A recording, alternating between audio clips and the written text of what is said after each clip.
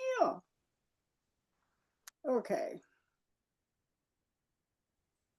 Okay, welcome to October's member meeting. I'm happy you're all here. For those of you who are new, my name is Dawn Kovalevsky, and I'm the president of PPF this year. Okay, so first up, we'll make a couple announcements, maybe 5. I've been working really hard on the annual book, and I hope to have a hard copy by print share on November 3rd. There's no promises there, but I'm on the last part of it, which is an index with photos and your contact information. I didn't think that was going to look very good once I got started, but now I'm seeing that this is actually awesome, and it's pretty cool to have a picture and to associate it with a name. So I'm excited, and I hope to get that done tomorrow and then go for another review, and then I'm going to order a copy to see how it all turns out and show you at print share if I can get it in time. If not, then it'll have to wait for the next one. Next up, Blue Sky. I'd like Walter to talk about the exhibition that is coming up. Okay, I'm going to try to share my screen.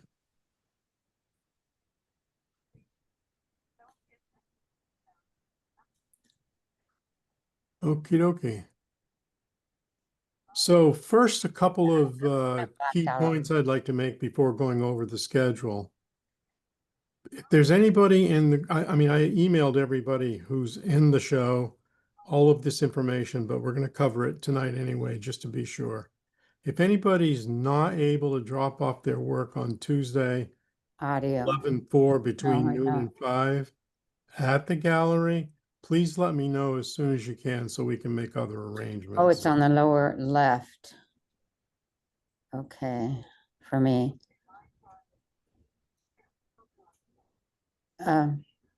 Okay. Okay, now the video clicked off, but audio. And hit your mute button as well. Mute. I'm sorry. Oh, it's on the bottom left-hand side. Hit the mute button. Where it says audio. Yes. Sorry, I guess it doesn't say mute button, audio. Well, Please. Yeah. Okay, but yeah.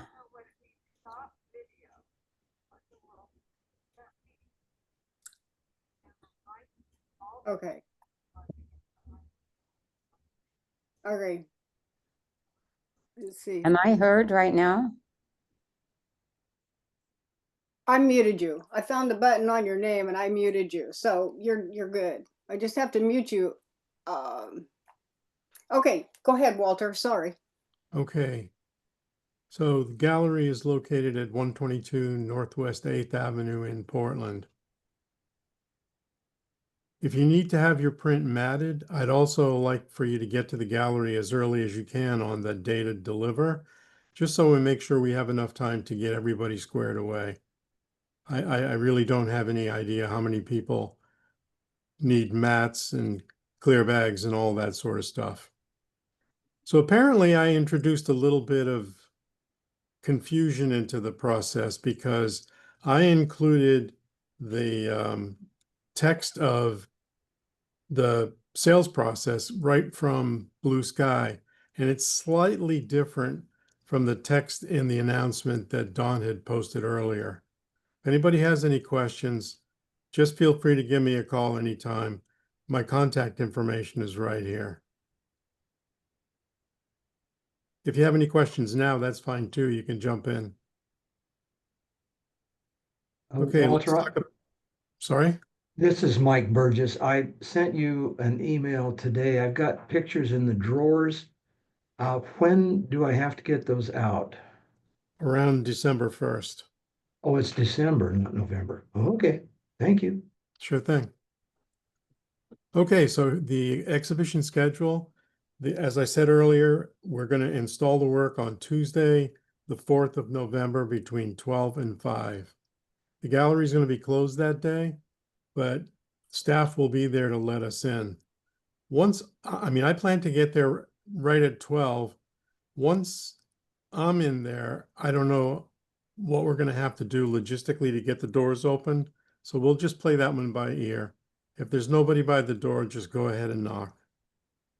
The exhibition runs from November 6th to November 29th. The opening is November 6th, which is first Thursday, and that'll be from 5 to 8 p.m. The exhibition closes Saturday, November 29th. Pickup is between December 1st and December 3rd, no later than the 3rd. Pickup times on those days is between 12 and 5. Some of those days, the gallery will be closed, so you're going to have to knock on the door. Somebody will let you in, just identify yourself, and you can pick up your work. They won't store anything after December 3rd, so be sure to get it picked up by then. Any questions? Yeah, Walter, I Can you assume go that back the, one, can you I'm go sorry? back one page for the instructions for labeling? On the front page.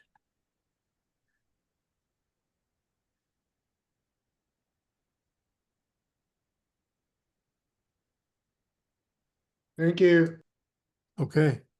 Tim, do you have a question? yeah, with regard to the opening of the exhibit, that's for the whole gallery exhibits, not just our. That's Mhm. right. That's Okay. right. Good point. Yeah. Anybody else? Okay, back to you, Dawn. Okay. How do I unshare? Here we go. Oops. Zoom is not cooperating with me. Stop share. There we go. There we go. Thank you, Walter. Sure thing. That's great. Okay, we have an outing coming up. Kathy Rady, would you please talk about the outing? Yes, just a reminder that we're going to have an outing at the Portland Japanese Garden on October 29th at 10 o'clock. And I think it's going to be a great day. One of the places that we're going to meet first is at the Pavilion Gallery, and we're going to see the work of Stu Levy. He's showing his work at the gallery, and Stu has lived in that area. His backyard is the Japanese Garden. He's lived there over 50 years, and he's collected a really nice group of work. So we're going to meet there first, and then afterwards we can split up and go wherever we want. There's also a place that's a cafe where you can get Japanese green tea and sweets if you're hungry. And so it's going to be fun, and I hope all of you will think about joining us. So any questions? No. Do we need to sign up for that, or what's the process on that? And I probably missed some kind of. You can email me and just tell me you want to go. And I bring a release form for everybody to sign. If you don't want to send a release form to me, I'll have one with me on site. But I can't tell you exactly where the Pavilion Gallery is, but that's where we're going to meet at 10 o'clock. And Stu Levy's work's called the Living Room Gallery. And so I'm going to have to hunt for it, but I'll look for you all. I haven't been there for a while, so I'm not sure exactly where the Pavilion Gallery is. I I'm think sure they it's have right by the signs. gift store. There's two gift Yeah. shops. There's a small one and Yeah. then next to the small one. So when you come up, it's going to be like this as opposed to behind you, because they have the cafe and another gift shop behind as you walk up. So it's going to be right up there somehow. Yeah, Really good. it's close. Yeah. Kathy, I've got a question. Uh-huh. In looking over your email today, it said meet at 9:30. And Mm. then in looking at the website for the Japanese garden, it said the garden opens at 11:30. I don't remember seeing meeting at No, I thought it was 10 9:30. o'clock. Yeah, I've always said 10 o'clock. I don't know where you're Okay. looking. Okay, but I could I be looked at the all, gallery and the gallery opens at 10 that day. I looked Okay. that up. And if you want to go on, we put out a message on this. I can resend it to anybody who has questions, but if you go to the Japanese Garden website and exhibits, it gives you the times. okay, thank you. Uh-huh, you're welcome. I'll send the announcement out again after the meeting. Okay. Okay, then you can see it again. Did you send that to all members? Oh, Or- yeah. I know it's on the website. I saw it when you sent it, but Okay. Okay. Okay. Our annual meeting is November 17th. So our next meeting, it will be the annual meeting. We will not have a photo challenge slideshow. We will not have a 15-minute member speaker. We will hold discussions for the first 30 minutes about PPF overall for 2025, what worked, what was great, whatever, and then outlook for 2026. We have some new things coming up and some exciting things, great updates. So please attend this meeting. Ballots to vote for new board members goes out on November 18. We had a really nice turnout for board members, so thank you for people who wanted to sit on the board and help out with committees. And that's been really great. So we actually have a full board this year.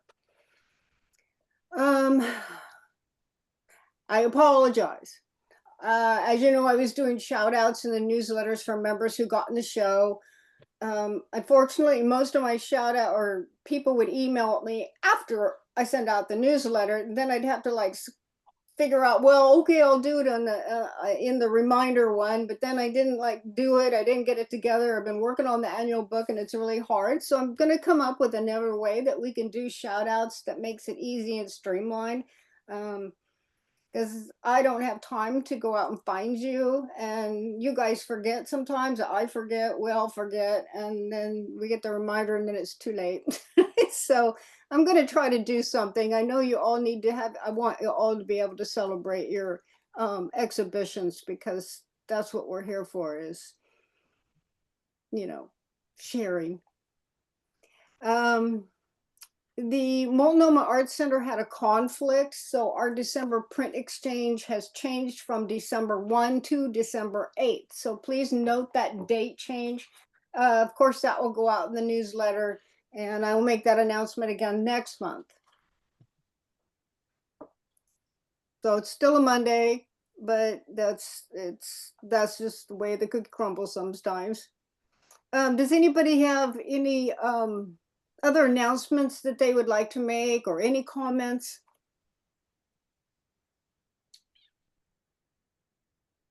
Okay. I'm taking that as a no. Okay. Oh, this is so annoying. There's a program on here. It's annoying. Anyway, okay, for slideshow. We have some really beautiful images for our portraits photo challenge. I know everyone is busy and it's hard to get to the images, get images on time. So we don't have that many entries. And so the slideshow is going to be shorter, and it will take approximately 7 minutes. So hang on just a second.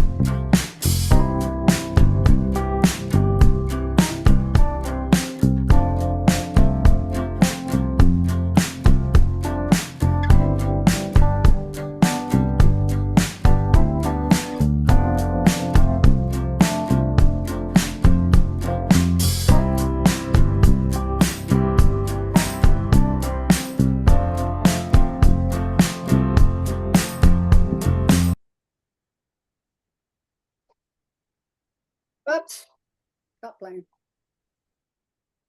Okay. I noticed that 4 chats came in when that was going on. I thought, oh. Yes, it was about eyes, but yesterday I was concentrating on something else. So when I did it, I typed portraits and let it go, and I already, uploaded everything. So I didn't change it to say the eyes have it, but that was the theme. It was about eyes in portraits. Okay. Oh, everything goes so smoothly. I love it. Anyway,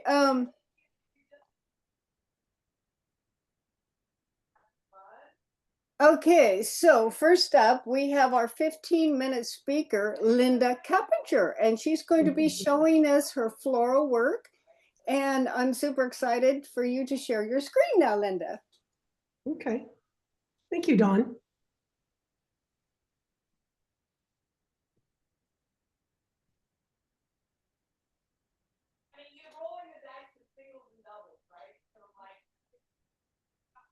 Uh-oh. No, that's weird. Try that again. I guess no matter how many times we practice it, it happened. Hey, you gotta mess up once, Exactly. Try it again. Is that better? Yeah. Yes. Okay. Got it. Okay. Well, thank you, Dawn, for the introduction. I'm glad I could be the warm-up band for Paul this evening. And I wanted to talk to you about my journey, how I got here, maybe about the last 10 years. I've been focusing more on floral photography. Anyways, I'm a fairly new member to PPFs, and I'm glad to be here. This is what I wanted to cover. It's going to take me about 12 minutes or so. A little bit about myself, my influences, my equipment. I know everyone's always likes to see that. And more focus, maybe more so on my journey, and then my work and what I'm doing now and what I'm kind of experimenting with. So for myself, I'm a native Oregonian, and I grew up on a small farm in a town in the Willamette Valley here. My grandmothers, they were both gardeners, and they taught me a lot about floral varieties. They also taught me about cooking and sewing. And as a child, I always enjoyed being outdoors and making things. And in our family, we always sent a lot of letters and cards. And these are some examples here on the right. You can see of the letters that these are decades old letters, but I just collect them. I think they're so cool. And then my grandmothers, they always had photo albums. So I was kind of in charge of that. I got inherited the photo albums. And I studied art and business. And then I went on to pursue a career in the textiles industry, specifically the area of product creation, which is where we create new products. And I really enjoy connecting with others through products that are inspired by the beauty of nature. Uh-oh, here we go again. Sorry, folks. I'm gonna have to, I don't know why I keep switching over to that other screen. I apologize. No worries, Linda. Okay. Poor patient. Yeah, now my actually my keynote is missing. So that's strange. Sorry, Dawn. I was a little bit on a roll, and then that keynote quit. Okay. Wouldn't you know it?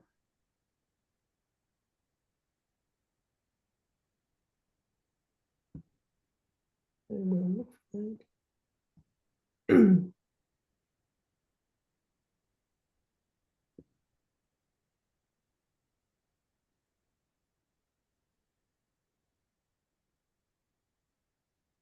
yeah, it just shut down for some reason.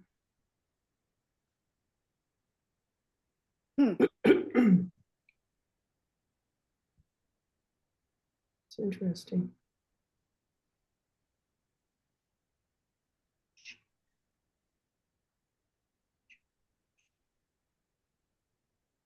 Okay, I'm back. back and up and running. Okay, so yeah, that's a little bit about myself. And this is a quick rundown on the camera equipment I've been using. You know, I started as a young person, lots of inexpensive cameras.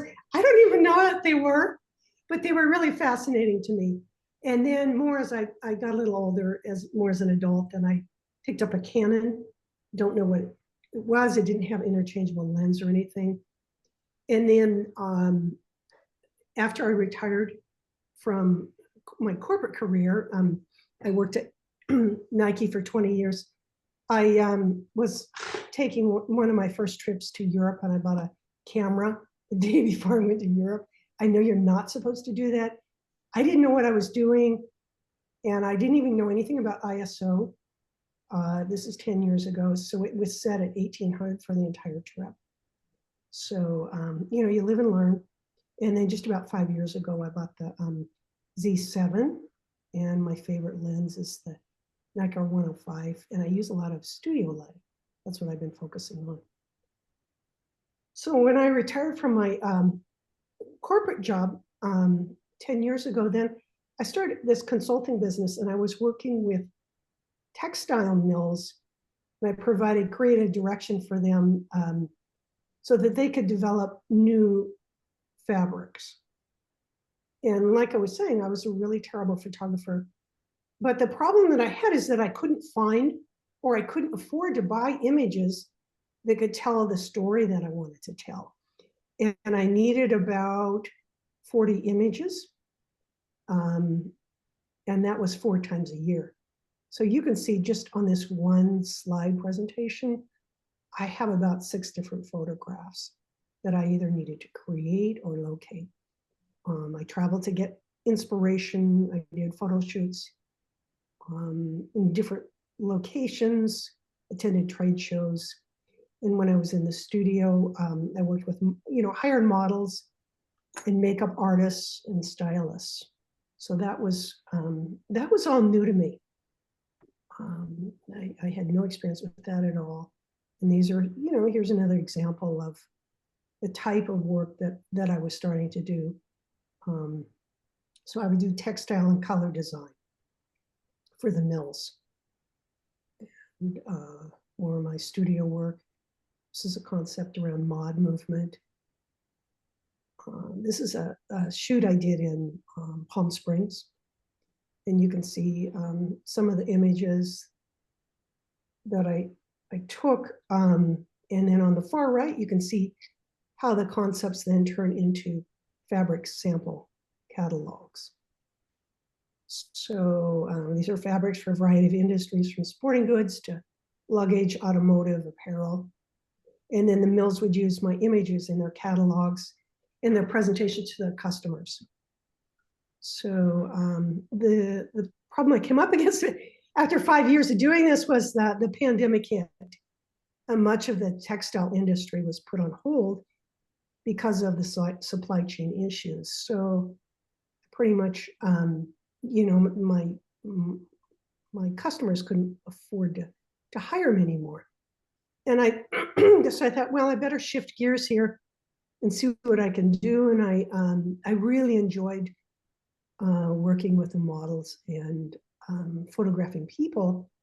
So I thought, okay, well, maybe I'll shift gears here and start doing some studio portraits. And I really enjoyed this. It was a really something that's super creative, I found, but the pandemic obviously wasn't a good time to start a portrait business. And I found it difficult to find customers, you know, paying customers, because everybody, you know, they have a phone, and those, they kind of feel like that's adequate. So, but I really did enjoy the portrait studio work. I enjoyed that, mostly enjoyed the environmental portraits. This is a friend of mine. She's an artist. She wants some photos taken. So then I continued on, and I was doing more work with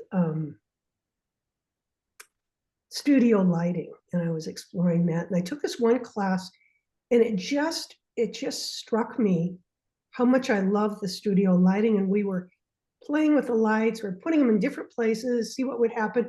And this is one experiment we did where we started playing around with backlighting. And so that you can see here where the model is backlit. And that was something I really want to explore more. So I started doing that with flowers. And this is the beginning of that project, which has been more or less about a 5-year project for me. And so I photographed a lot of the flowers. I got a membership at the Oregon Flower Growers Association because you can get really high quality flowers and lots of variety. I found flowers were it's a little bit easier to photograph than people in a way. And so all my designs have a design name, and I created a line of greeting cards and paper products.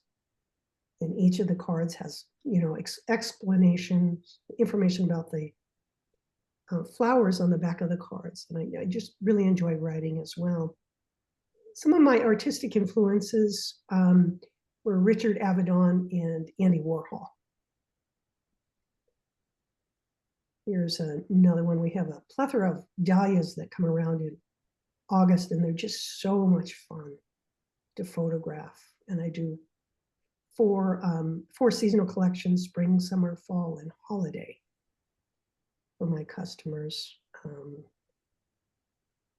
Obviously an orchid from a local grower, the Danahanians, here in the Pacific Northwest. And as I was looking for new flowers to photograph, I discovered there were so many gardens here in the Willamette Valley. It was just amazing. So it's fun to discover all these flowers that we have access to here locally in the growers. It's chrysanthemums, and this is sunflowers from West Union in the Bethany area. So here you can see my retail presentation. So the all the images on the front of the cards, and make a nice, it's a really impactful presentation at retail. And they usually end with the plants and the flowers, the produce, or I sell the groceries, especially grocery stores and garden shops. And then I started experimenting with, the buyers, they really loved my high key images with a white background, and it's fun, but it also seems like it's a little bit limiting, like I'm sort of stuck. But sometimes being stuck can create a creative challenge. So I'm exploring what I can do with that concept. I'm doing some floral arrangements. I've also been exploring ice photography. So you freeze flowers in a tub of water, and then let it freeze solid, and then remove it from the tub, and you can photograph it. It makes these gorgeous bubbly water, energetic feelings. And I would also like to sell more wall art with my images, but I don't really know how to get represented or how to find customers. And thank you. I'm glad that I got this opportunity to talk a little bit, and I hope to get to know more of you and about the journey that you've been on.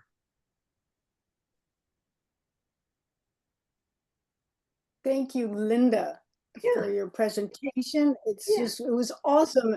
And I have to share this little story. Is a few years ago, a friend bought me a present, and it came in this beautiful bag with a flower on it on both sides. And I was like, that's Linda's work. And so to recognize someone's work on a gift bag without looking at the bottom logo, I was like so impressed. I was like, you know, you're out there. So that's great, Linda. Yeah. Anybody have any questions? You can go ahead and turn your screen down, or I mean, unshare your screen. Stop sharing. Okay. Got it. There we Linda, go. are you printing these yourself or? I use a printer back east for the cards. And the bags as well? Is that a Yeah, different kind of company? Yeah, they print them and ship them in a couple of days. Can you So share don't have to have it. what printer or what printer it is? Oh, yeah, it's Miller's. Miller's? Yeah. Oh, Mhm. thank you. I'm always very curious about printers and your beautiful work, by the way.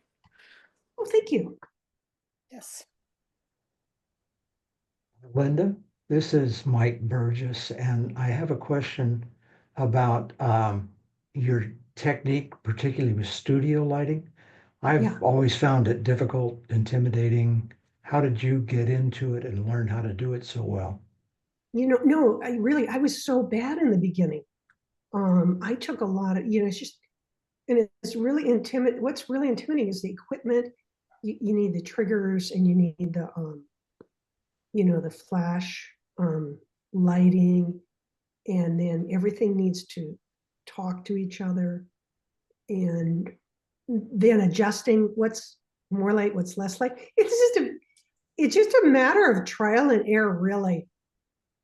A lot of my images when I got started, they were just solid black. I mean, I didn't know how to use I didn't know how to adjust the amount of light.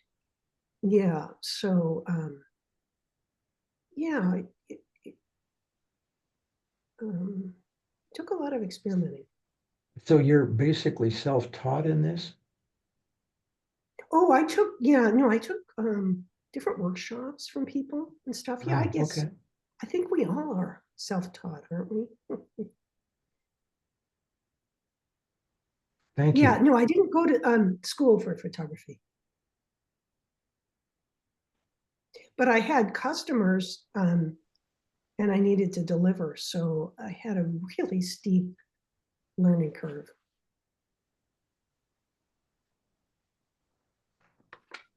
Okay. I just want to let people know, I've mentioned this before, I have studio equipment that I do not use anymore. I hardly used it, and it's for sale. So if anybody's interested, I can send them a list of what I have. And this is Ross Kaplan. Okay. Thank you, Ross. I have a question for Linda. And that is, I think I once tried flowers in ice, and as I recall, the flowers kind of kept floating up to the top of the water. And also, so my question is, how do you mitigate that? And also, how do you not get bubbles? Oh, I actually really like the bubbles, but I didn't have that problem with the flowers floating up, as I recall. But we would have to talk maybe a little bit more specifically about the containers and what you're trying to achieve. I think some flowers can sort of get soaked and then you can, flip them face down.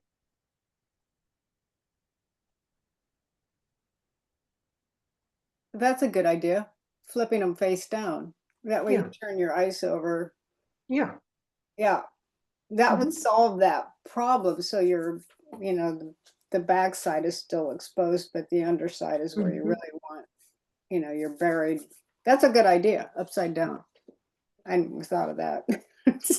Yeah. Yeah, I hadn't either. That's a great idea. Thanks. Oh, for sure. Okay, we need to move on to our next guest speaker. Thank you, Linda. Yeah, thank you, Dawn. Okay, So tonight our guest speaker is PPF member Paul Cunningham. And Paul will talk to you about his time as a tour guide in Alaska and photographing wildlife. We look forward to your stories and images. Paul, you may take it away. Okay, great. Linda, I just want to say that was really wonderful presentation. You said you felt like you maybe got stuck in a genre or something, but to me, it's building a body of work that, and a creative body of work that's really very impressive to me. The way I tend to work is more as a documentarian, so it's more what I see and then trying to make the best image from that. And I think you'll see that as we go through here.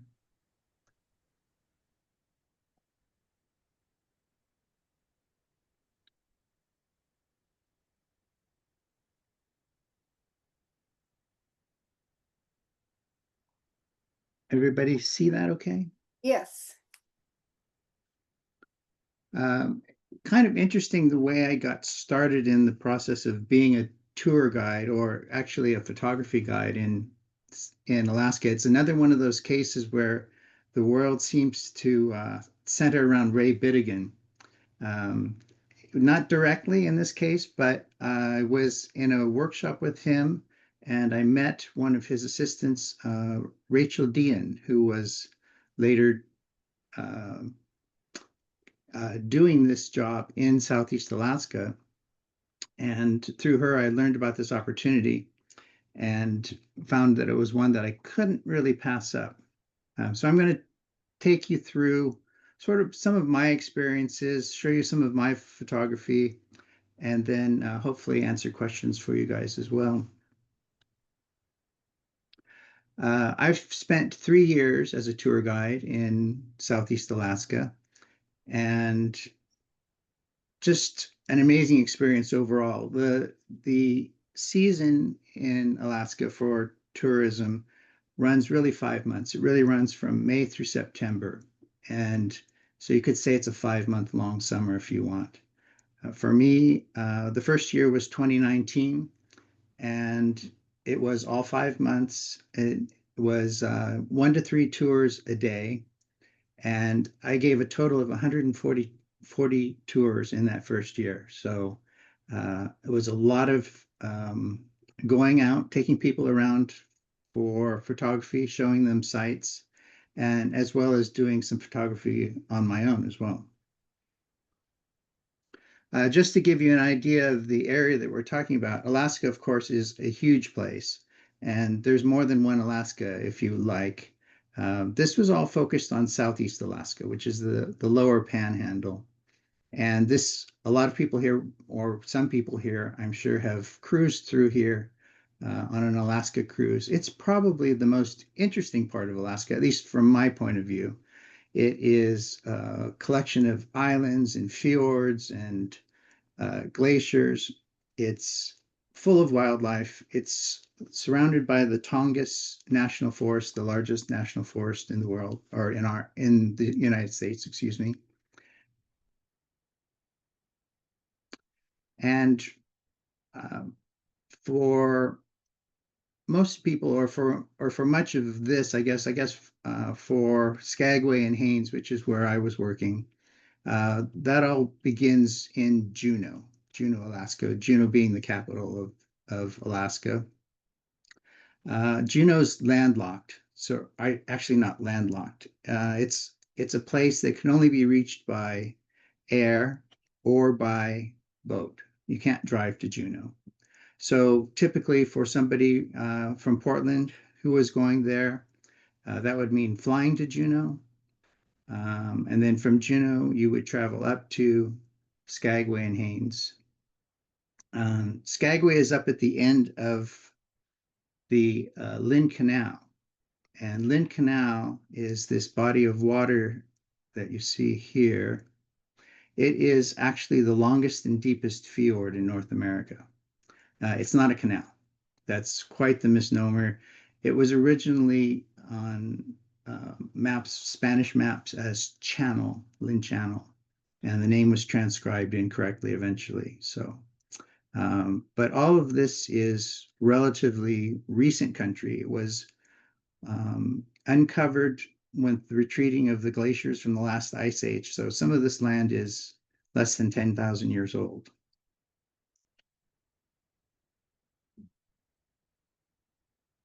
As I said, a lot of things start in Juneau. So if you're headed up to Skagway and Haines, you'll need to travel from Juneau to up there. And one of the principal ways, at least for a lot of people, is to go by boat. The trip itself takes almost all day, but it's the least expensive way, and it's also a beautiful way. This is Eldred Rock Lighthouse in the Lynn Canal. And this is a view from one of the ferry boats. The state of Alaska operates a marine highway system of ferry boats. And if you're familiar with the Washington state ferry boats, they're not like that. They're more like this ferry boat that you see here. You'll probably see a closer view of it coming up, but they're fully enclosed. So they do carry cars and trucks, but they carry them inside the hull. This shot was, of course, taken by air, and I actually have a pilot's license, and I love to fly when I can. So if there's a chance that I can fly rather than take the ferry boat, that's be my preference. Also, as a tour guide, I had the opportunity to ride along with some tour guests that had chartered planes. And that was a fabulous opportunity, a way to see from Alaska from the air without being on my own dime. This photo is from a commercial flight. And you can see the glacial blue-green water, which is colored by fine glacial silt that comes from the retreating glaciers and fjords.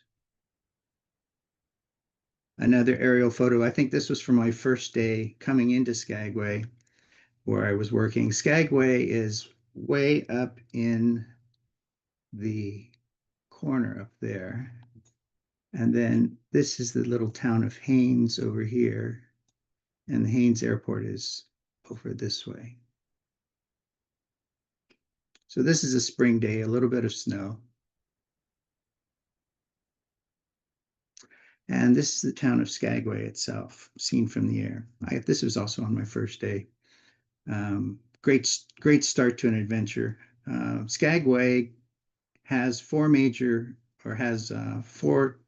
cruise ship berths here, and they actually get 1.3 million visitors a year, which is a tremendous amount. This is a town that has a year-round population of only about 1,200 people. So when these ships come in, they can hold as many as 4,000 passengers. Not all of them will get off, but it's quite a lot of people. And another thing I'll point out here is right over here, you see this rock slide. This rock slide is been going on for years, and it's right at the base of this berth. So there's actually two cruise ship berths here, and it has greatly impacted the usability of them. But this is Southeast Alaska. The land is unstable. Another view of the port of Skagway.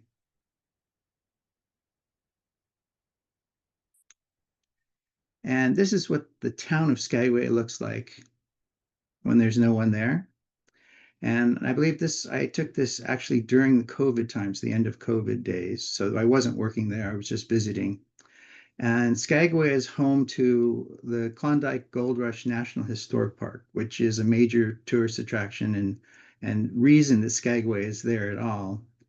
It dates all the way back to 1897, the major gold rush of people coming through Skagway, which was a big town at the time, and headed into the Klondike for the Yukon Gold Rush.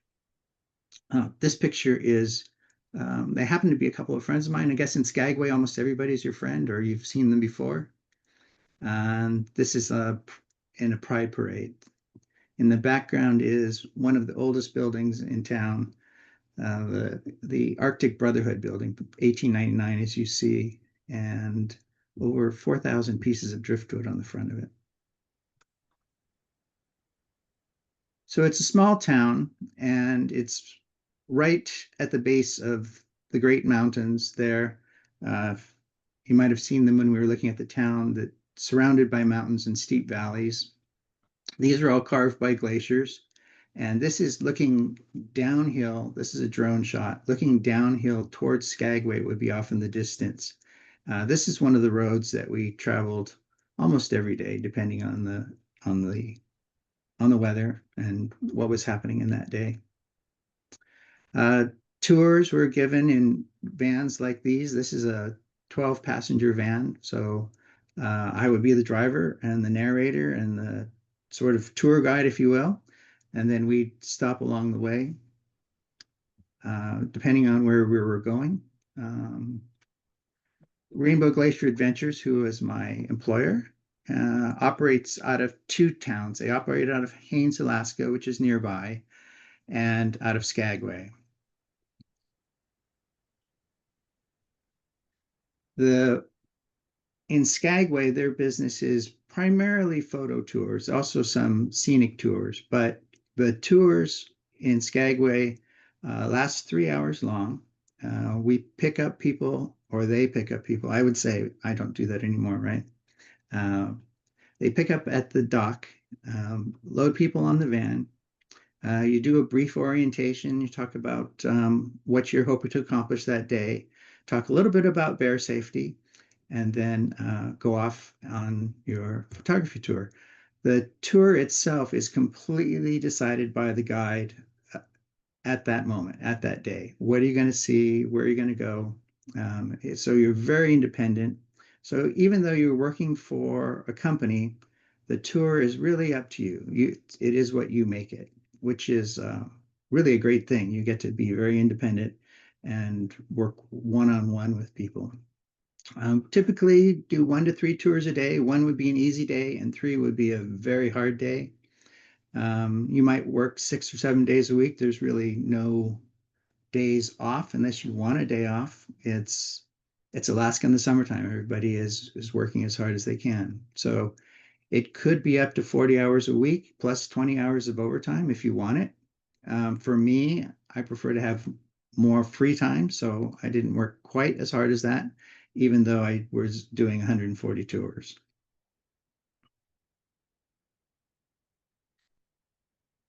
As I was saying, each stop is chosen by the guide based on the weather, the tides, what's happening as far as wildlife, if any. Sometimes there are fish migrations or bird migrations. There might be some things that have happened recently that you're on the lookout for. Linda was talking about going on a trip and having a brand new camera. I think that's what I heard. That was very common. So the people that would be on my tours would be, I'd say about half of them would have cell phones or no phone or no camera. And then some people would have brand new cameras or cameras that they didn't know very well, DSLRs or mirrorless cameras. And once in a while, you'd see somebody who would have something just outrageous, a Hasselblad or something like that, which would be in the realm of outrageous for this sort of tour. We always carried tripods as well as spotting scopes in case anybody wanted to use those. And we did our tours rain or shine. So in that area, it's wet.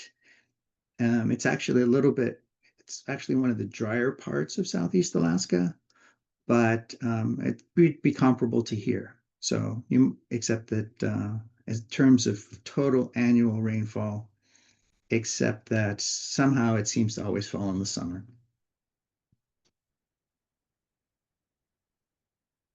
These are just some of the sorts of things that we would shoot for, look for, things that we might find.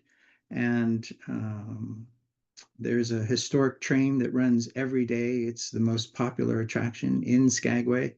More than 500,000 people a year ride on that train. And you'll see some pictures of it. We were always taking pictures of the train rather than from the train. But there are a wealth of scenic wonders, waterfalls, mountains. If it's raining, we'll stay in the forest, stay undercover if we can, because it's rain or shine. I never canceled the tour for rain, even though we had lots of rain. And we never had any guests cancel for a rain either. It's one of those, it's for a lot of people, it's a once in a lifetime trip and nobody wants to miss out. In the fall, there are tremendous amounts of mushrooms. It's just a tremendous opportunity to be in nature. And there is some wildlife. Skagway is not particularly known for wildlife. So that's something that I would generally caution people to be, try to set expectations. You know, we have a good chance of seeing eagles if we look for them. But as far as coming across bears, it's less likely than it is more likely. But just a quick idea of where this takes place. This is Skagway here in the center. And then our tours would either be shorter tours that would go up to the summit, or a tour might go all the way up into Canada. This is the Canadian border right here, up into the high country. This is all alpine tundra. It's absolutely beautiful. You'll see some pictures of that. And then another major place to go as an option was out to the Taya River estuary out here. And this is where we would find eagles and a lot of biomass, if you will, a lot of things going on out here.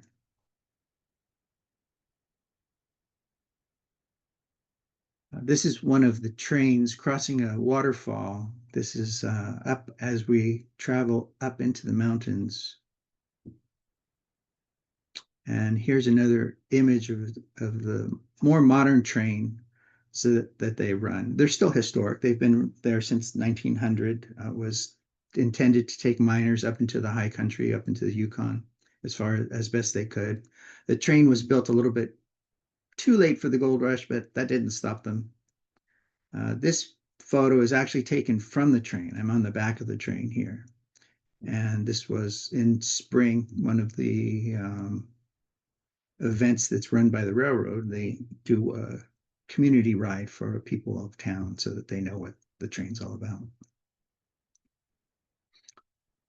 They also run from time to time a historic steam train, this number 73, which had been recently renovated and put on service. So this was a great thing to see. It runs occasionally. They don't run it every day. It doesn't pull every tour, that's for sure.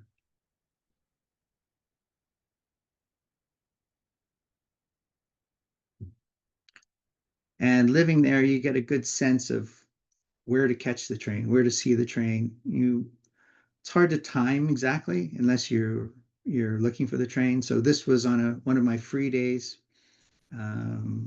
chasing the train.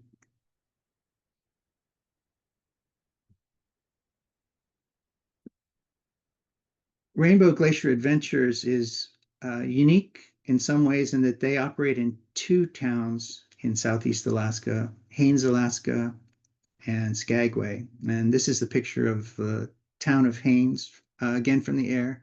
You can see the Alaska State Ferry over there in the right-hand side. And the Tlingit name, the local name for this town, is Deschutes. So all of these towns and places have local names that we try to use.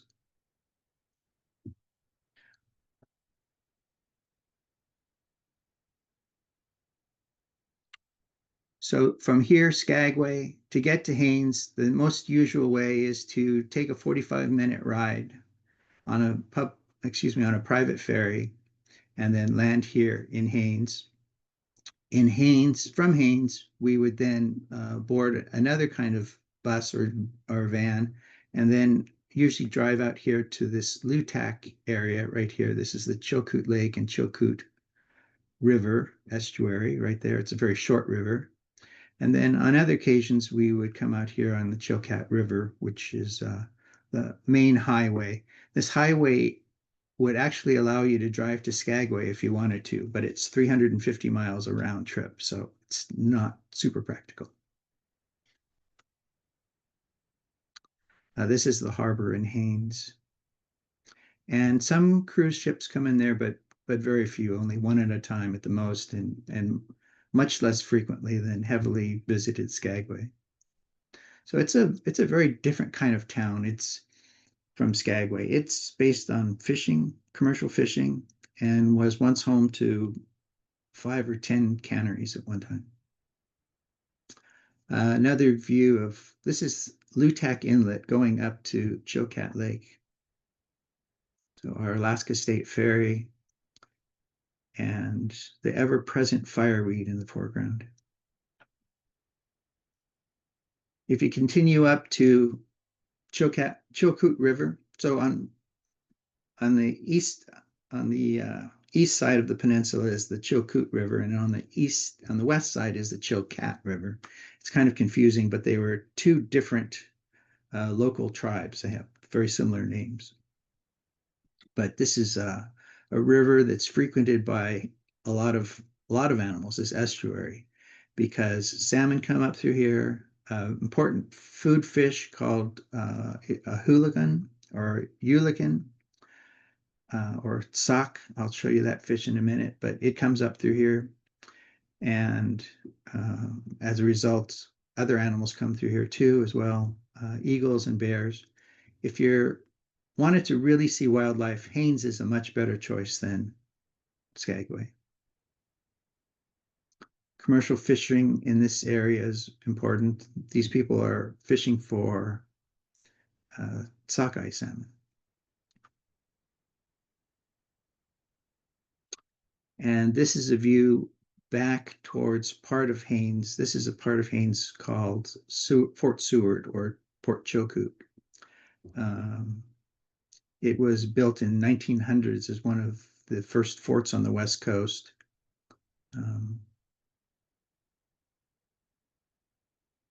Just a gorgeous setting. And over on the west side, this is a cove and an old fishing packing company, Letnikoff Cove and Haines Packing Company. So the area is just completely surrounded by mountains and rivers. Another view of the Haines Packing Company in the mountains.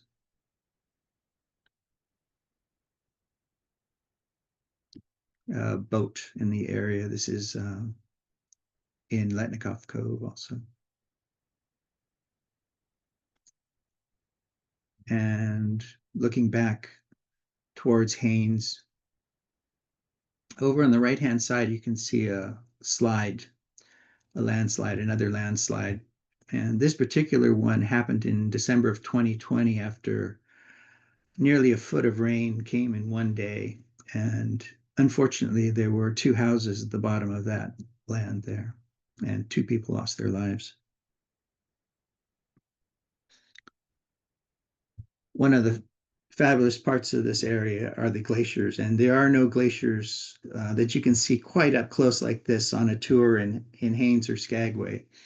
This is taken by air, and this is a glacier called not Mendenhall Glacier, Davidson Glacier. And one of the other nice things about this is also Davidson Glacier. One of the other nice things about working in this area is that they have reciprocal benefits from other tour companies. So you can very often go for free or at a very low cost on someone else's tour. So this particular tour goes by boat to the foot of this glacier. You actually paddle across the glacial lake to get here, and then you can get out. Another view of this same glacier. This was on an aerial tour that I was with some other clients. On this day, we were headed over to Glacier Bay by air. Glacier Bay is not too far away, but it was completely socked in. So we did fly around and saw some beautiful things, but we didn't quite get to where we had hoped to go.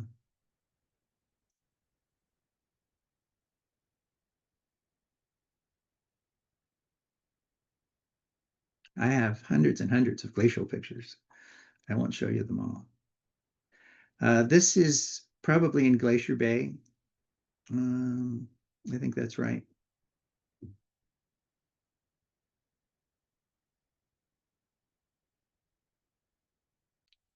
Glacier Bay National Park, which is nearby. There's also out of Juneau another set of glaciers that you can visit.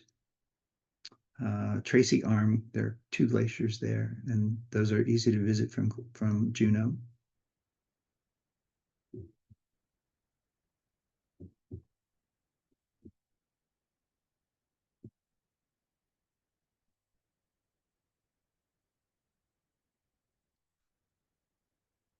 All of these glaciers are, of course, retreating. There's only one glacier in the whole area that's still growing. On many people's bucket lists, the Aurora Borealis. I guess we used to get the constant question, you know, can we see the aurora? Can we see the northern lights? And I think now a lot of people who've wanted to see them have seen them since they've been visible down here in the lower 48. I like this picture because it's a picture that I wouldn't have normally kept because it's out of focus, but I still like it. These taken my first year there in September. So the problem with photographing the auroras is that usually the days are too long. Doesn't get dark enough at night. So the first of the year, so April, May is a good time for aurora, and September is a good time for aurora. And that's about it. By the end of September, it's starting to get cool and it's time to go home. This is an inlet near Skagway. And it was a night we went out to catch the aurora, and we had the Milky Way as well.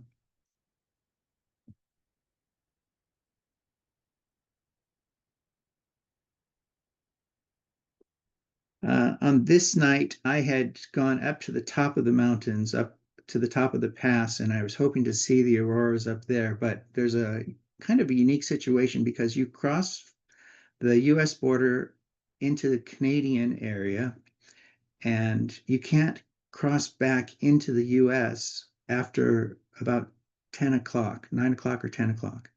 They close the border crossing. So if you wait too long, you're going to be stuck up there all night. So I had come back and I was on my way back down, having been skunked by the aurora. Should have been good that night.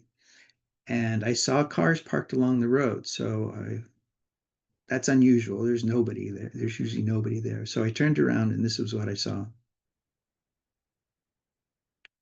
And now this one is a little video time lapse that I shot on another night.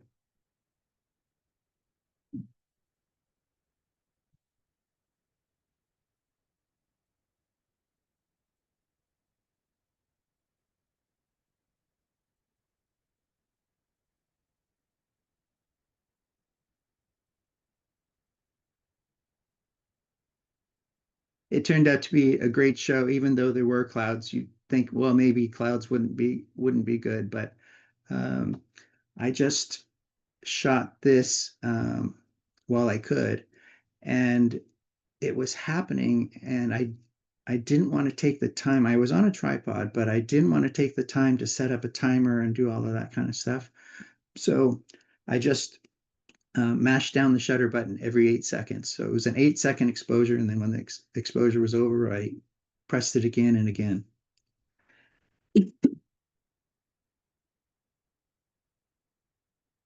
I said there's not a lot of wildlife, but there is some wildlife. And the more you're there, the more likely you are to run across it.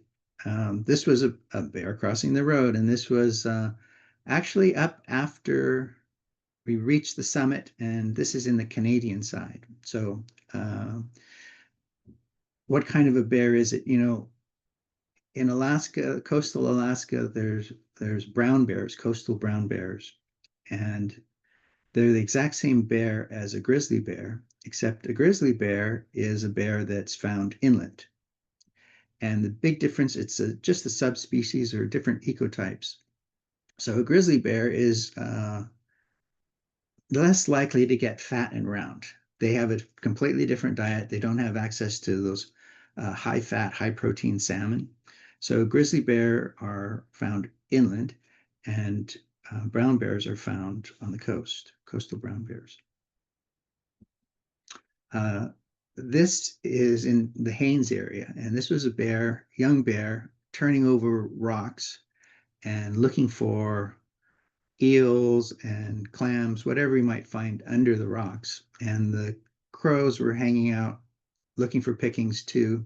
This is about a 3-year-old bear, and the reason I say that is because it's a young bear, and it's probably its first year on its own.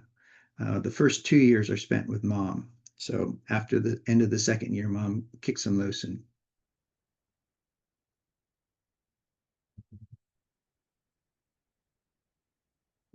this was shot from the road.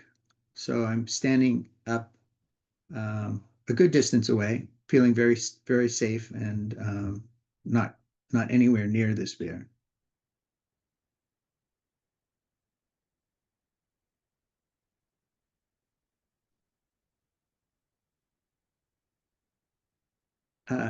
It took a dip in the water, so it kind of had a funny, it made a mare bear, I think. It's kind of interesting.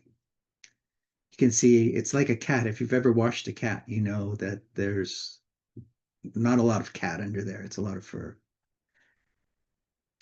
On 1 or 2 occasions, I drove to and from Alaska. This is in Alaska as well, but this is Hyder, Alaska. It's quite far from Skagway.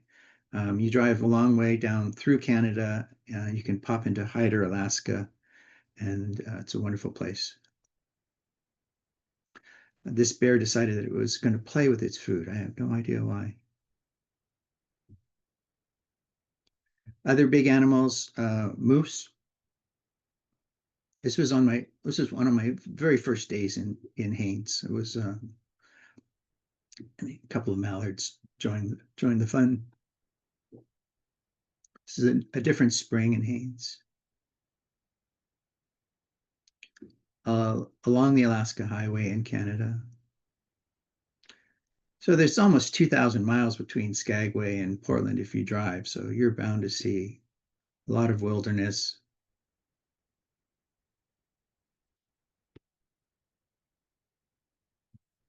It's a caribou. Same as a reindeer, different name, different place. This is in Haines. It's this coyote is behind a wire fence quite a ways away, and it's in an area that's been fenced off. It used to be a government area where they had fuel tanks, and they actually pumped oil from Haines up into Alaska for an Air Force base. The tank farm is gone now, but it's still fenced off and still there. No wolves in Haines or Skagway, but this is in Glacier Bay. This is a long shot of some wolf pups that were off in the distance.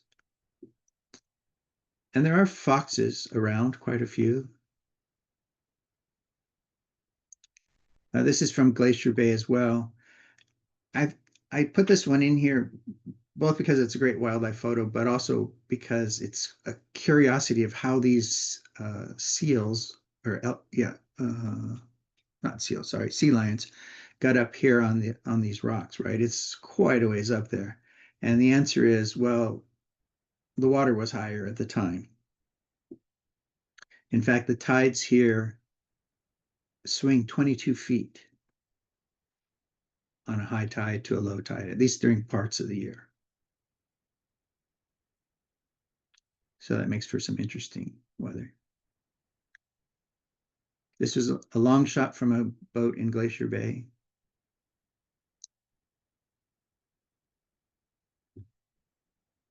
Glacier Bay also has sea otters, which we don't have over in our area. A lot of things are driven by the migration and the seasons. This was something that I guess I knew that, but I guess it didn't really hit home for me. This is during the Hooligan Run, the smelt run in early spring. And it not only seagulls, but if you look down below, there are a lot of other birds down there that are called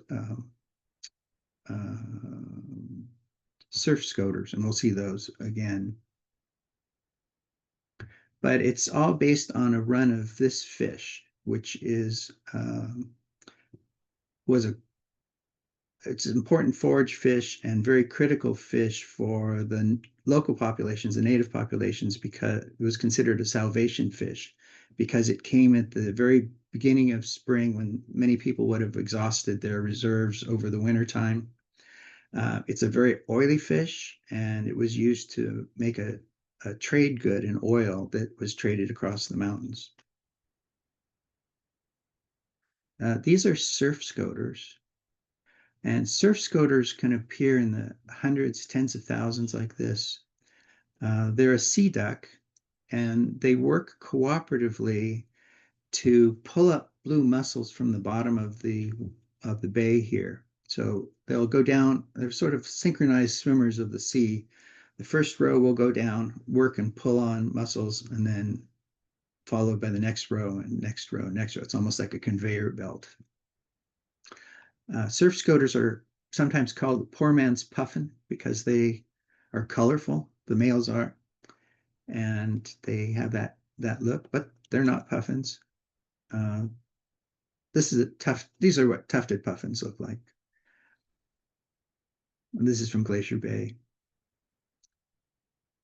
And there are also fishing ducks called mergansers. These are in their summer plumage. The males in the winter will have a black head. They look very different in the spring. Their mating plumage. But during the summertime, they all look pretty much the same. Bonaparte's gull. There's a run of salmon in the river right now, right here, and they're diving down and pecking at the salmon. Arctic terns, which go basically from pole to pole. They never, from the south to the north, they fly thousands and thousands, over 10,000 miles a year. And they never see winter. They just always fly to where there's summer. They have an interesting mating ritual in which the male will bring offer a fish to a female, and courtship activity. And in this case, she's going to accept it. Lots and lots of eagles.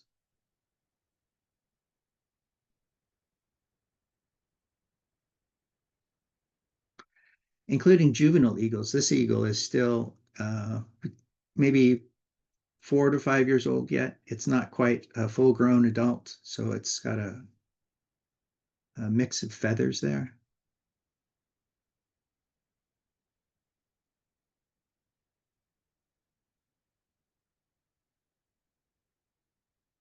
This is a grouse. Trumpeter swans and cygnets. Babies are called cygnets. This is one of the 5 species of Pacific salmon that are in the rivers here. This is a pink salmon, also known as a humpy or humpback. This fisherman has a pink salmon. That's actually my brother. Another thing that's prevalent in this part of the world, because it is coastal rainforest, mushrooms, much as we have here, but this one is a porcini, also called a cep. English call it a penny bun. It's one of the most, absolutely the most delicious mushrooms. And colorful mushrooms. This is Amanita muscaria.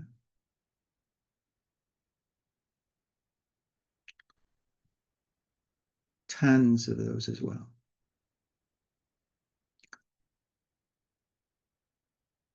This is a chocolate lily. It's also a food plant. It has little tiny roots that are like grains of rice.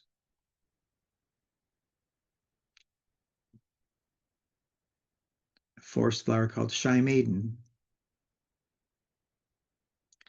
And a plant growing in the alpine waters there, marsh marigold. The reason for Skagway is the Yukon. It was a place on the way to the gold fields. And there's some beautiful places along there as well. This is one of the destinations that we would take for photo tours and for tours in general, scenic tours. This is the Yukon Suspension Bridge, and it doesn't have a real purpose. It's was built by a bridge builder who wanted to build a suspension bridge. He was, like a roadway builder, and he leased some land from the Crown, from the government of Canada, and built this. He later sold it and it became a tourist attraction.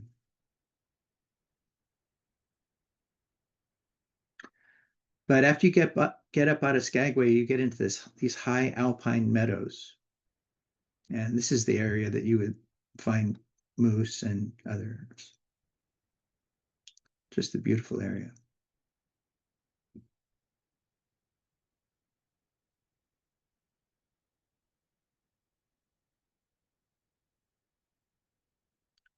I had the chance to guide sort of a VIP group. This is on the right-hand side there, the man and woman. These are celebrities from the Australian Better Homes and Garden TV show, which travels all over. I'm sort of there in the middle, and I brought them up to one of my favorite places here in the Yukon.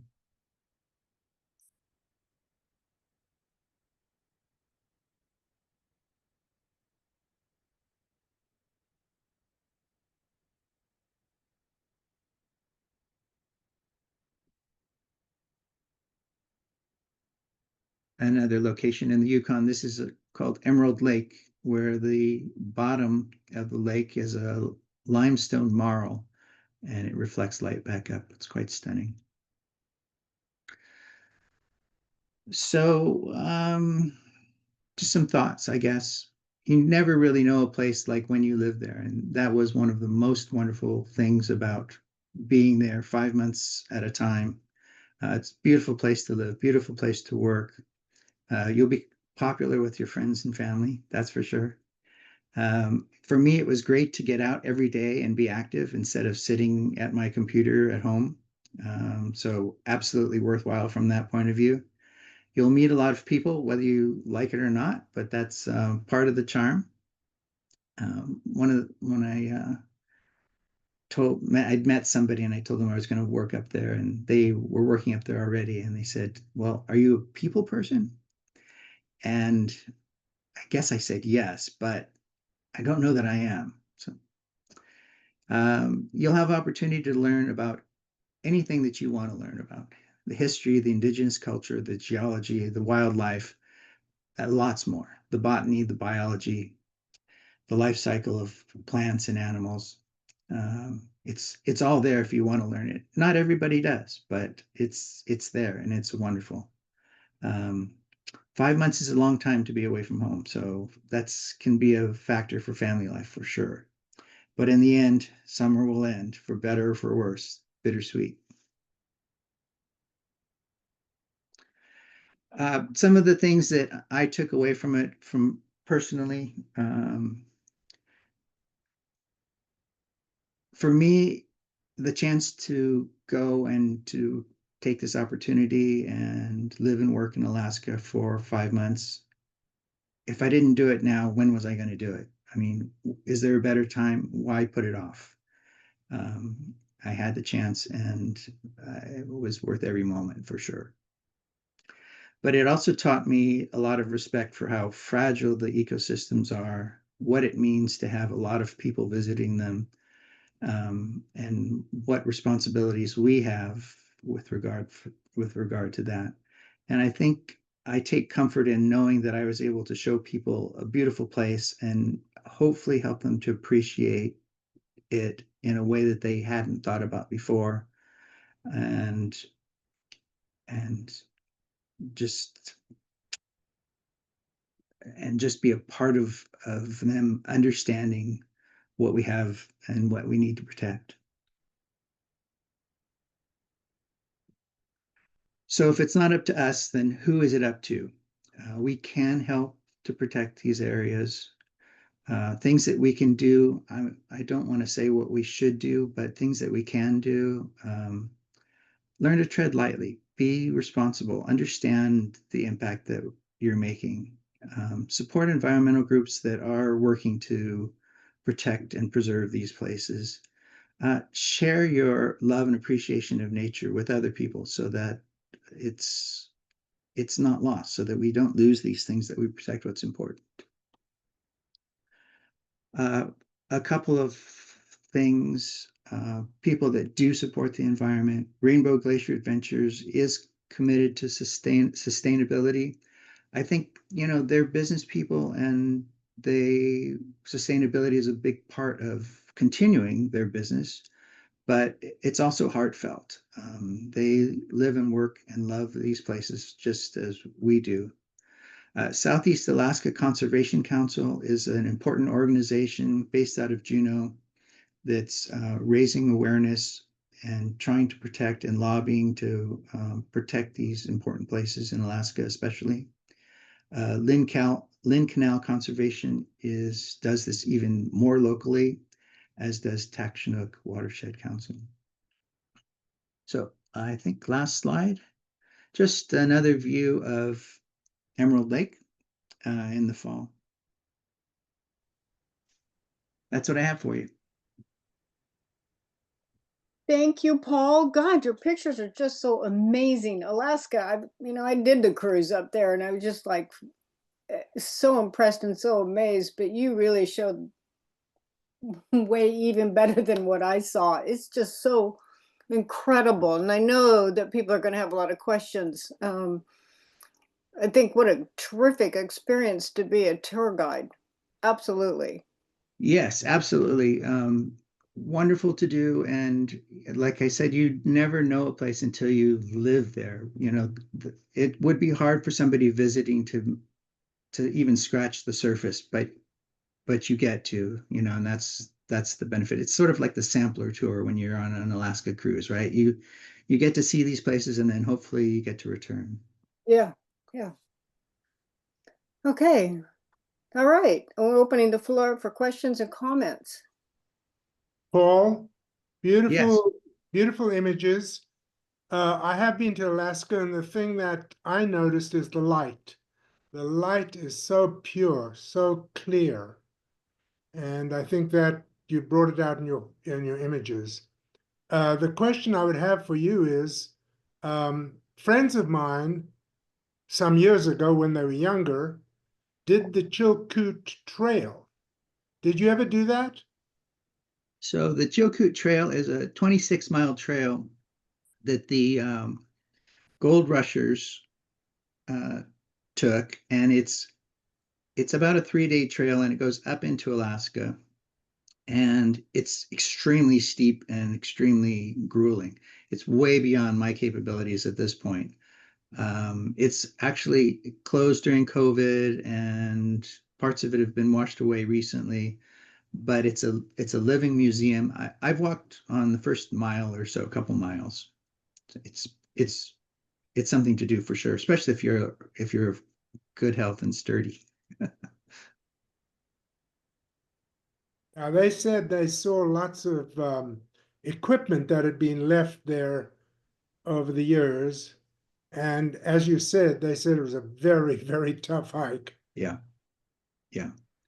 I don't have an elevation map, but for today, but it's an amazing hike.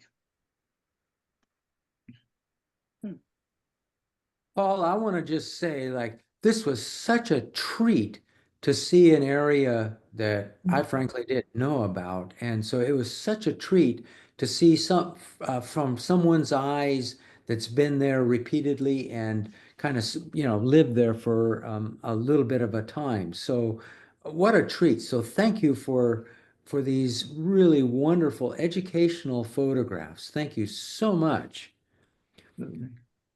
Two questions. One is when you first arrived, is how did you learn about the sites? I mean, that's a huge area. The second question is in those meadows, how are the mosquitoes?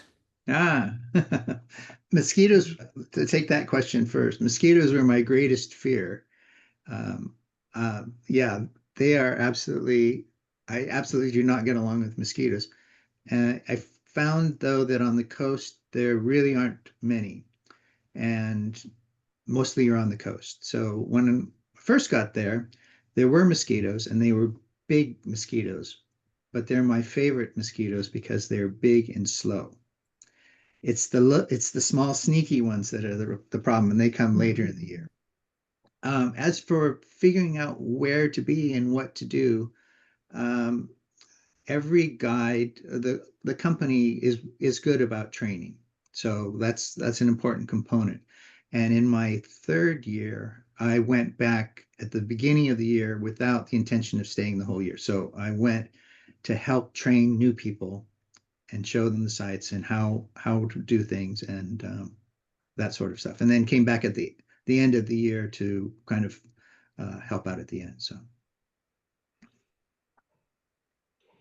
yeah, it's a wonderful place of discovery. I mean, there's every year.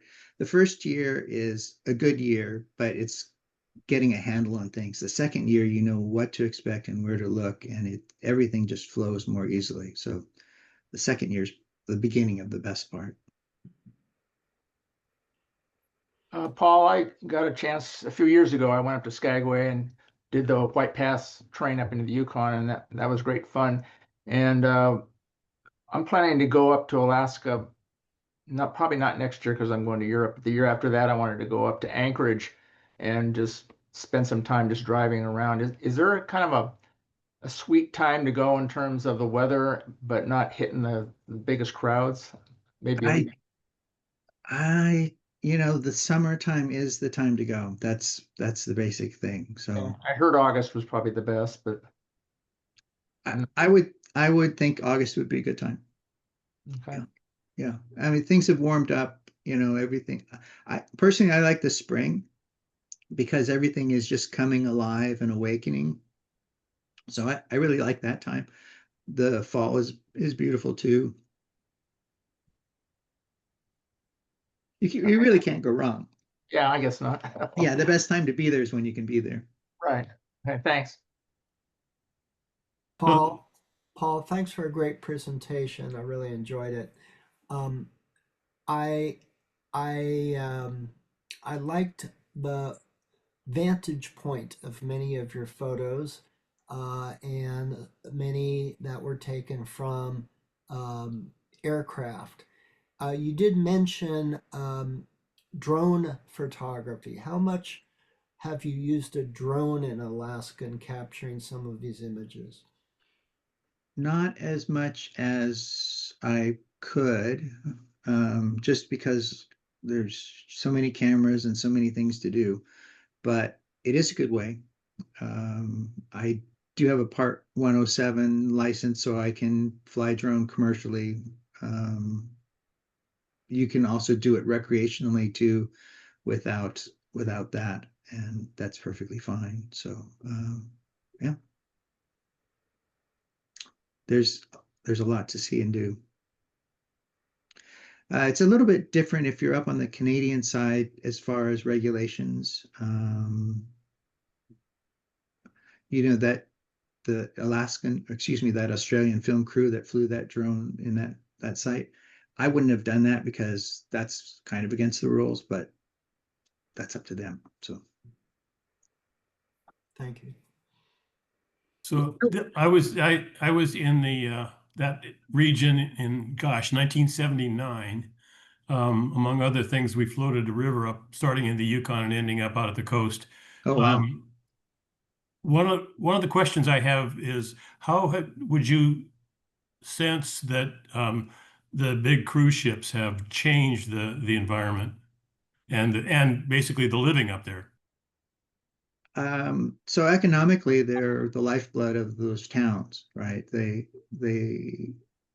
absolutely are required. And when COVID came in, they weren't there for 2 years or a year and a half.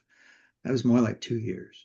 It was really difficult times for those towns, the people that lived there, and their livelihoods. I think it's enough. I think industries, businesses, they always want to grow. They always want to be more successful the next year, but I think it's enough. So I support them, minimizing or not growing further and minimizing the impact that they make now. One of the things that happens in Skagway is that the cruise ships will run their generators while they're in port. They don't have an option. There's not enough shore power for them to not do that, and so they create a level of fog, smoke, smog that's not there otherwise. Is it tolerable? It's a trade-off. It's okay. It's a trade-off. Be better if it wasn't there. So we even talked about bringing down electric power, hydropower from the Yukon to support that and run that as a cleaner solution. But they're not doing it yet. And there are other things too. Paul, I have two questions. One is about that video you showed, which was just sensationally beautiful. Did you say that those were individual shots that you? Yes. Yeah, those were individual full frame shots, like 40 megapixels, whatever D850 is, I guess it's 45, 48. And then shrunk them down and then assembled them into just a little video clip. It was gorgeous. My other question is something that people who have been there, like yourself, probably know, but I don't, and that is to the human eye, without the benefit of the longer exposure camera, is it as visually beautiful as it is with the photographs you see? Unfortunately, it's not. It can be noticeable and even colorful, but not to that extent. Yeah. So it's one of the wonders of technology that we can see it that well with a camera. Oh, will you explain that just a little further than like what you saw, what we were watching then was, what did you do to it, to those images? Um, so essentially a camera is even an iPhone is much more sensitive to dim light than our eyes are and to colors like that. So the way the human eye is built at night, you can basically only see, or they're optimized, the human eye is optimized at night for light and dark, black and white, not color. So we're at a real disadvantage when we look up in the sky at night. It has to be pretty bright for us to detect color. And the aurora borealis can be bright and you can see some color, but you're more likely to experience it as dancing fog or shimmering things. As your eyes get used to the darkness, it becomes a little bit better. But for the most part, what you see when you see pictures of the aurora borealis are due to the sensitivity of cameras these days, and even cell phones. So you're just going to get better colors, better definition, better everything, really. Oh, thank you. I know, but and then add any kind of vision challenges, and then we're really if you have glasses or whatever. Yeah, that's right. I do. So yeah, it is something to see, and I've seen some that have been quite bright, but that was even here when we were experiencing them a couple years ago in our area. We were fortunate enough to have clear skies here. That's one of the other things about being in Alaska and looking for the auroras, is that at least in that area, you can have overcast skies just as easily as you can here, and sometimes more often. There's a joke that's, what does it mean when there's a good aurora forecast? And the answer is it means it's going to be cloudy in Juneau. So you have to get a little bit lucky too.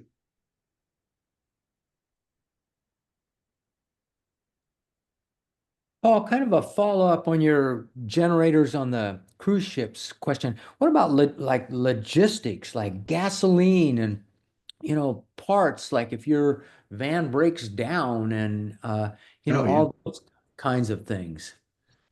It's once you get out of town, you are out of cell phone coverage, 100%. And we carried little handheld devices, Garmin InReach, and those are satellite based, so that we could send emergency messages, you know, and say, hey, you know, we have a flat or something like that. Also, there's quite a few people, tour buses going up and down. So generally, if somebody needs help, you're going to help them and they're going to help you. That's part of the charm of a small town. So generally, we didn't find ourselves, at least in the working life, to be places where, you know, you could get lost or wouldn't be noticed. So logistics are hard. There's no Amazon Prime. There's nothing like that. I mean, you're looking days or weeks to get things. And when a car or a van needs a mechanic, there may not be one in town. That was often a problem. The nearest would be in Whitehorse in the Yukon, which is 100 miles away. Yeah. Or you have to get a vehicle on a ferry and then get it down to Haines, where there might be a mechanic there. So logistics are a big deal. Weather is a big deal. Sometimes you can't fly. Sometimes the ferries don't run.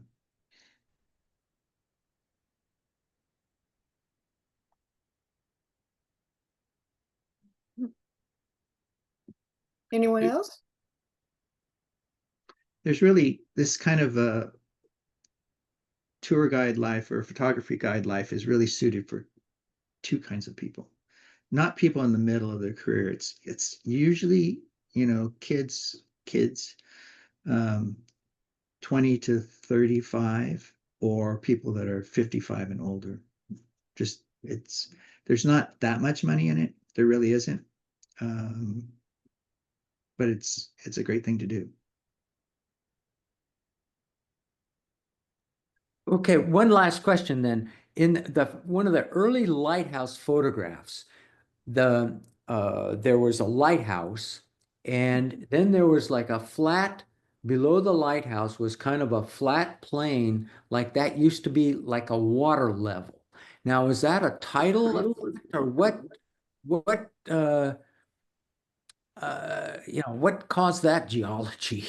Yeah. Let me show that.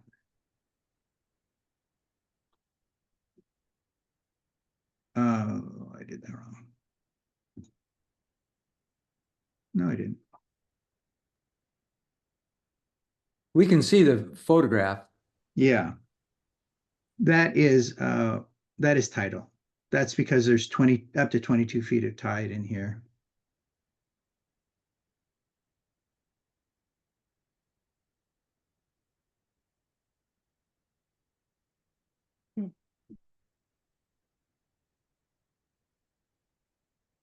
And why I can't get it full screen, I don't know. Did you say that was your first photograph as well? As you're No. coming in? No, it wasn't my first photograph. No, as you were coming in or something there though? Flying in. Yeah, the flying in ones okay. were, yeah. Yeah, the flying ones were. Honestly, I'd never been there to Skagway before I went there to work. I did all my research, so I knew I had a good idea of what to expect, but I'd never been there.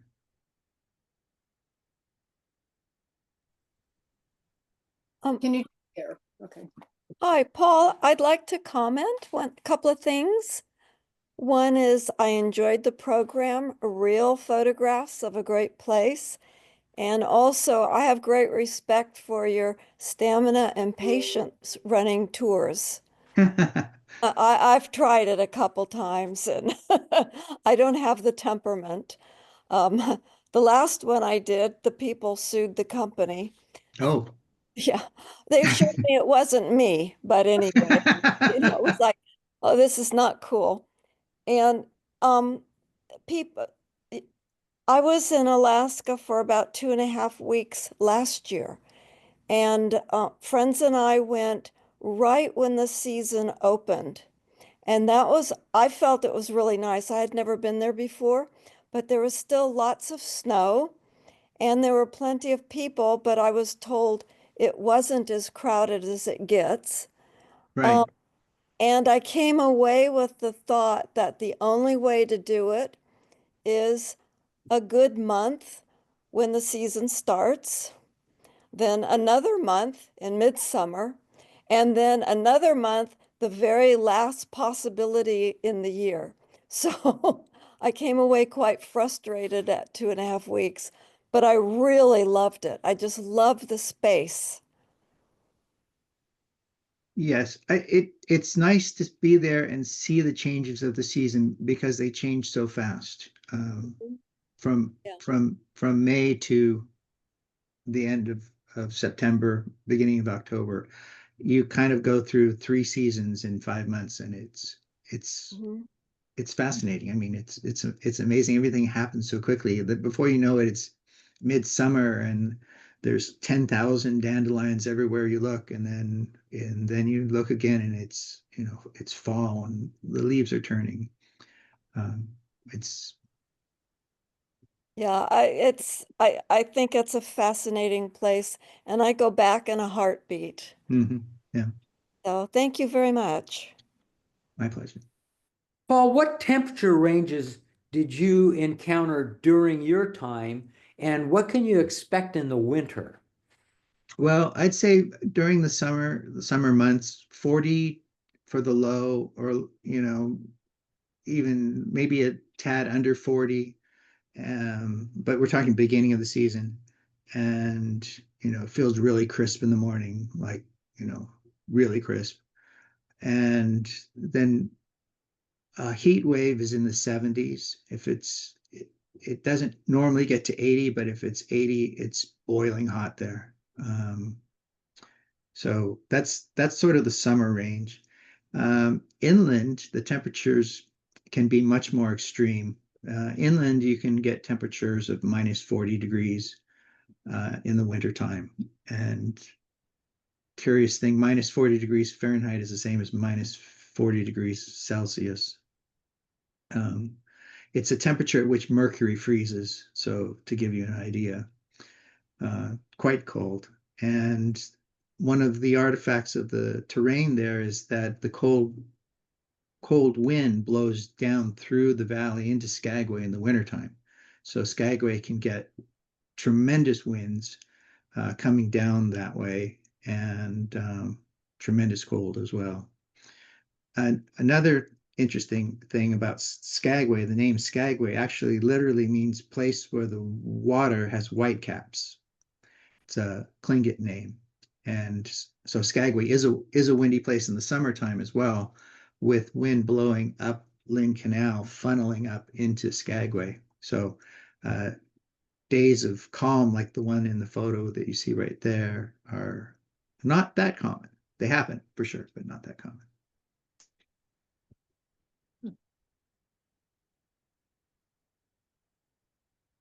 Okay, well, I think I've used my time. Thank you very much. Want to go ahead and take your screen down? Don, I'd add one more thing. We drove up the Alcan and then round through Fairbanks and Denali National Park and down through Anchorage and then Stewart, then back up to Skagway, and then took the ferry to Juneau and then back down to Bellingham. And if you want an adventure, that's definitely an adventure. We went in June and it was one of the greatest road trips we ever did. So Yeah. I highly recommend it, and enjoyed your photos. And even on the ferry, you just get some amazing vistas as you're going down through the islands and all the mountain ranges through there. So yeah, very cool. Yeah, absolutely. I will mention that my wife and I are planning to take the Alaska Marine Highway up from Bellingham this summertime. If we can make that work, we'll go up. We haven't fixed the itinerary yet. The schedules aren't out yet, but that's in the cards. Nice. Okay, I think it's time to close the meeting. So the next event is Print Share on November 3rd. Doors open at 5:30 and the print share actually starts at 6 to 8, thereabouts. So anyway, thank you everyone for showing up. Thank you, Paul. Thank you, Linda. You did an amazing job. And this has been really nice. Really, really nice seeing you all. So see you later. Bye. Good night. Thanks, everyone.